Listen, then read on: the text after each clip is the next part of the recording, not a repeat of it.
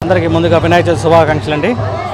అంకంపాలెంలో ప్రతి సంవత్సరం గత 10 ఏళ్ళ నుంచి ఈ సంవత్సరం కూడా ఘనంగా వినాయక నవరాత్రి ఉత్సవాలు ఘనంగా నిర్వహిస్తాము. ఈసారి కొత్తగా కేదార్నాథ్ సెట్ థీమ్ తీసుకొచ్చాము. 12 జ్యోతిర్లింగాలు పెట్టించి ఆ విధంగా ప్రజలకి కొంచెం కొత్తదనం చూపిద్దామని చెప్పి ఈసారి చాలా కొత్తగా ట్రై చేశాము.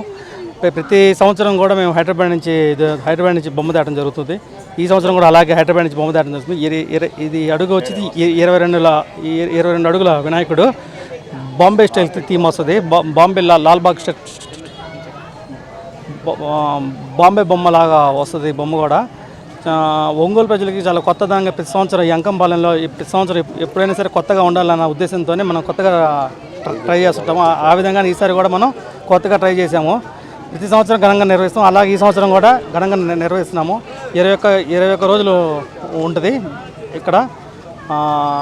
ఇంకా ప్రతిరోజు రాత్రిపూట పూజా కార్యక్రమాలు చేసుకుంటా ఘనంగా నిర్వహిస్తుంటాము. భక్తులందరూ ఇచ్చేసి స్వామివారిని చూసి దర్శించుకొని తీర్థప్రసాదాలు స్వీకరించుకోవాల్సిందిగా కోరుతున్నాము.